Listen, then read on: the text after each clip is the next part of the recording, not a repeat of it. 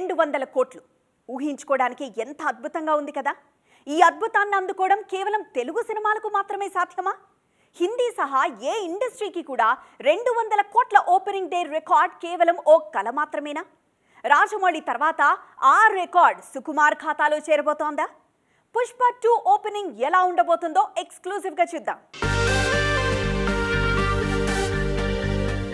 Indian సినిమాను Tollywood dominate చేయడం మొదలుపెట్టిన తర్వాత పరిస్థితులన్నీ మారిపోయాయి. ఒక్క ముక్కలో చెప్పాలంటే ఒకప్పుడు ఇండియన్ సినిమాకు ఫేస్ బాలీవుడ్ అయితే ఇప్పుడు టాలీవుడ్ ఫేస్ ఒక్కటే కాదు, టాప్ టు బాటమ్ టాలీవుడ్డే. అందుకే రికార్డులు కూడా మన సినిమాలవే. తాజాగా Pushpa 2 pre release business Bollywood కు బెదిరి పుట్టిస్తోంది. Never before in Indian cinema అన్నట్లుగా జరిగింది పుష్ప 2 బిజినెస్.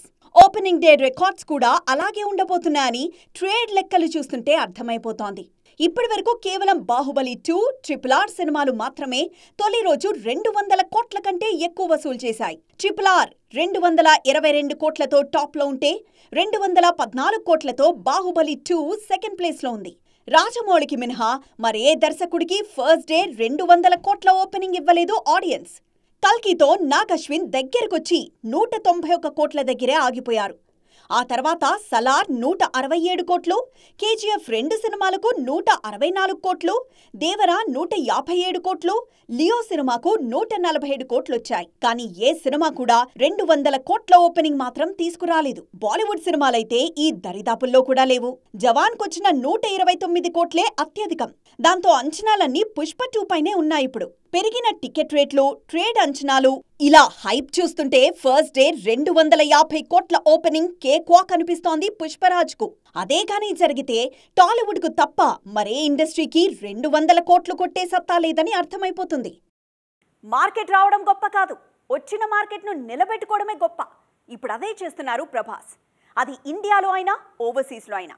ఒకసారి తనకొచ్చిన మార్కెట్ను వదిలే సమస్య లేదంటున్నారు రెబల్ స్టార్. అందుకే కల్కి కోసం ఏకంగా ఖండాలు దాటేస్తున్నారు. దేశం కాని దేశానికి టీం అంతా కలిసి వెళ్తున్నారు. ఇంతకీ కల్కి టీం ఎక్కడికి వెళ్తున్నారు? తెలుగు హీరోలు కేవలం టాలీవుడ్ కి మాత్రమే సొంతం కాదు. సౌత్ టు నార్త్ మనోళ్లదే హవా. దానికి ముహూర్తం పెట్టింది కూడా ప్రభాసే. అందుకే మిగిలిన వాళ్లకంటే 2 ఆకులు ఎక్కువ చదివాడు రెబల్ స్టార్. ఇండియాతో పాటు ఇప్పటికే ఓవర్సీస్ లోనూ అద్దరుగొడుతున్నారు ప్రభాస్.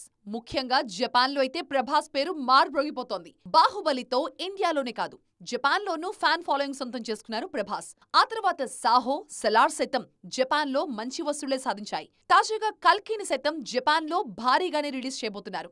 జనవరి 3న ఈ సినిమా అక్కడ విడుదల కాబోతోంది.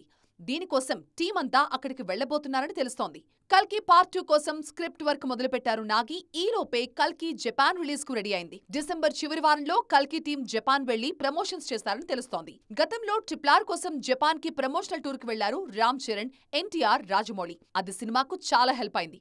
మరి ఇప్పుడు కల్కికి ఏం జరుగుతుందో చూడాలి. కొన్ని కథలు, కొందరి జీవితాలు ఎప్పుడూ ట్రెండింగే. ఎన్నిసార్లు చూసినా, ఎన్నిసార్లు చదివినా ఇంకా ఏదో కొత్త విషయం ఉందేమో, ఇంకేదైనా మిస్ అయ్యామేమో అనిపిస్తుంది. అలాంటి కథ, అలాంటి జీవితం సిల్క్ స్మిత సొంతం. అందుకే ఆమె జీవితంపై మరో సినిమా వస్తోంది. మరి ఈసారి ఎవరు బయోపిక్ తీస్తున్నారు? వాళ్ళేం కొత్తగా చూపించబోతున్నారు? సిల్క్ స్మిత పరిచయమక్కర్లేని పేరు. 80-90 దశకాల్లో ఈమె పేరు వినిపిస్తే చాలు సినిమా థియేటర్స్ నిండిపోయేవి. సిల్క్ బొమ్మ స్క్రీన్ మీద కనిపిస్తే కలెక్షన్లు వాటంతట అవే వచ్చేవి. ఆమె లేకపోతే కనీసం సినిమాలు కూడా కొనేవాళ్లు కాదు బయర్స్. అలాంటి ఇమేజ్ సొంతం చేసుకుని చివరికి ఒంటరిగా జీవితాన్ని చాలించారు సిల్క్ స్మిత. సిల్క్ స్మిత జీవితంపై ఇప్పటికే కొన్ని బయోపిక్స్ వచ్చాయి. అందులో అందరికీ గుర్తుండిపోయే సినిమా డర్టీ పిక్చర్. 2011లో విద్యాబాలన్ హీరోయిన్ గా వచ్చిన ఆ సినిమా సంచలనం సృష్టించింది. అయితే ఇది ఒరిజినల్ స్టోరీ కాదని సిల్క్ జీవితాన్ని తప్పుగా చూపించారనే వాళ్లు లేకపోలేదు. ఆ తర్వాత క్లైమాక్స్ అనే సినిమా కూడా సిల్క్ కథతోనే వచ్చింది. డిసెంబర్ 2న సిల్క్ స్మిత జయంతి సందర్భంగా ఆమె బయోపిక్ ని ప్రకటించారు. సిల్క్ స్మిత పేరుతోనే రానున్న ఈ సినిమాలో చంద్రికా రవి టైటిల్ రోల్ పోషిస్తున్నారు. జయరామ్ దర్శకుడు. ఈ సినిమా గ్లింప్స్ ఆసక్తికరంగా ఉంది. సిల్క్ ఒరిజినల్ బయోపిక్ ఇదే అంటున్నారు మేకర్స్. మరి ఈ సినిమా ఎలాంటి ఇంపాక్ట్ క్రియేట్ చేస్తుందో చూడాలి. హీరోగా వరుస ఫ్లాపులు రావడంతో రవితేజ ఆలోచనలు మారిపోతున్నాయా? ఇకపై హీరోగానే కాకుండా మరో విధంగానూ తన సత్తా చూపించాలని ఫిక్స్ అయిపోయారా? ఇన్నాళ్ళు టాలీవుడ్లోనే మాస్ జాతర చూపించిన రవితేజ ఇకపై పక్క ఇండస్ట్రీల్లోనూ పాగా వేయాలని చూస్తున్నారా? అసలు మాస్ రాజా ప్లానింగ్ ఏంటి? ఆయన ఏం చేయబోతున్నారు? రవితేజకు ఒకప్పుడున్న మార్కెట్ కానీ క్రేజ్ కానీ ఇప్పుడు లేవనేది కాదనలేని వాస్తవం. అలాగని పూర్తిగా రవితేజ ఇమేజ్ తగ్గిపోయిందని కాదు. ఇప్పటికే ఆయనకి సరిపోయే సినిమా పడింది అంటే బాక్సాఫీస్ దగ్గర మాస్ జాతర సృష్టిస్తాడు రవితేజ. అన్నట్లు కొత్త దర్శకుడు భాను భోగవరపుతో రవితేజ చేస్తున్న సినిమా టైటిల్ కూడా మాస్ జాతరే. పైగా ఇది ఆయన 75వ సినిమా. మాస్ జాతరలో శ్రీలీలతో జోడీ కడుతున్నారు రవితేజ. ఈ ఇద్దరి కాంబినేషన్లో వచ్చిన ధమాకా క్రియేట్ చేసిన మ్యాజిక్ అందరికీ తెలిసిందే. రవితేజ తిరిగి ఫామ్లోకి రావాలంటే మాస్ జాతర హిట్ కీలకంగా మారింది. ఇదిలా ఉంటే మాస్ రాజా ఓ తమిళ సినిమాలో నటించబోతున్నారంటూ ప్రచారం జరుగుతోంది. అదేంటో కాదు, సూర్య 45. ఆర్జే బాలాజీ ఈ సినిమాకు దర్శకుడు. సూర్య 45 ఈ మధ్యే మొదలైంది. ఇందులో ఓ కీలక పాత్ర కోసం రవితేజ అయితే బావుంటాడని భావిస్తున్నారు మేకర్స్. మాస్ రాజా దగ్గరికి ఈ ప్రపోజల్ వచ్చిందని తెలుస్తోంది. 2 ఏళ్ల కిందట వాల్తేరు వీరయ్యలో చిరు కోసం ఓ సపోర్టింగ్ రోల్ చేశారు రవితేజ. కథ నచ్చితే సూర్య కోసం ఇదే చేసినా ఆశ్చర్యపోనక్కర్లేదు. మరి చూడాలిక రవితేజ సూర్య కాంబోలో వర్కౌట్ అవుతుందో లేదో. పవన్ కళ్యాణ్ పాలిటిక్స్ తో బిజీగా ఉన్నారు. మహేష్ బాబేమో రాజమౌళి లిస్ట్ లో ఉన్నారు. అల్లు అర్జున్ లోకమంతా ఇప్పుడు పుష్ప 2నే. ఈ ముగ్గురిని మినహాయిస్తే మిగిలిన హీరోలంతా షూటింగ్స్ తోనే బిజీగా ఉన్నారు. వణికించే చలిలో కూడా ఆన్ లొకేషన్స్ లో అత్తరగొడుతున్నారు మన హీరోలు. మరి ఆ షూటింగ్ డీటెయిల్స్ ఒకసారి చూద్దామా? హైదరాబాద్లోని హలో నేటివ్ స్టూడియోలో సినిమాల సందడి కనిపిస్తోంది. విశ్వక్ సేన్ హీరోగా నటిస్తున్న VS13 షూట్ అక్కడే జరుగుతోంది. అలాగే కళ్యాణ్ రామ్ NKR 21, బెల్లంకొండ శ్రీనివాస్ హీరోగా మూన్ షైన్ పిక్చర్స్ నిర్మిస్తున్న సినిమా షూట్ కూడా అక్కడే జరుగుతోంది. ఇక సంపత్ నంది, శర్వానంద్ సినిమా షూటింగ్ కూడా హలో నేటివ్ స్టూడియోలోనే జరుగుతోంది. చిరంజీవి విశ్వంభర తాజా స్కెడ్యూల్ అన్నపూర్ణ 7 acres లో జరుగుతోంది.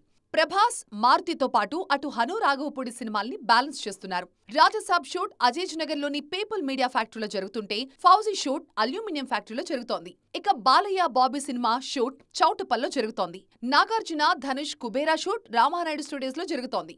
వెంకీ, అనిల్ రావిపూడి సంక్రాంతికి వస్తున్నాం షూట్ సైనిక్ పురిలో జరుగుతుండగా రవితేజ, భాను భోగవరపు మాస్ జాతర స్కెడ్యూల్ శంకరపల్లిలో జరుగుతోంది. నాని హిట్ 3 అరుణాచల్ ప్రదేశ్ లో, నిఖిల్ స్వయంభూ అన్నపూర్ణ స్టూడియోలో, సిద్ధు జొన్నలగడ్డ తెలుసు కదా షూట్ పూణేలో, తేజ సజ్జా మిరాయ్ షూట్ RFCలో జరుగుతున్నాయి. చెప్పేవేమో శ్రీరంగనీతులు, చేసేవేమో అయినా మనకెందుకులేండి ఆ మాటలు కానీ. ఇప్పుడు మనం మాట్లాడుకోబోయే మ్యాటర్కు ఈ సామెతకైతే సంబంధం ఉందండోయ్. ఒక్క స్పెషల్ సాంగ్ చేస్తేనే ఆ హీరోయిన్ పై ఐటమ్ గర్ల్ ముద్ర వేస్తున్న రోజులివి. అలాంటిది 1/2 డజన్కు పైగానే స్పెషల్ సాంగ్స్ చేసి నేను ఐటమ్ గర్ల్ కాదంటే ఎలా? ఇంతకీ ఎవరంటున్నారా అలా అనుకుంటున్నారా?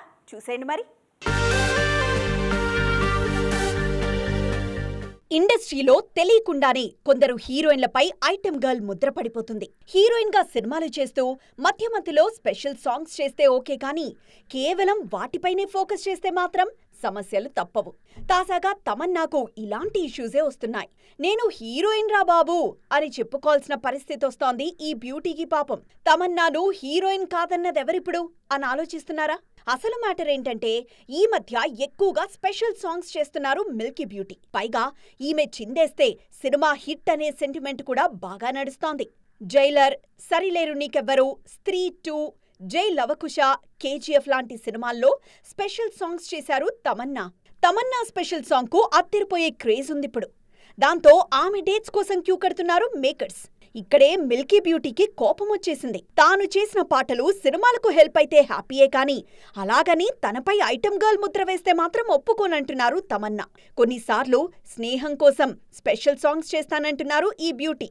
అంతేకాని తాను ఐటమ్ గర్ల్ కాదనేది ఈమె వాదన.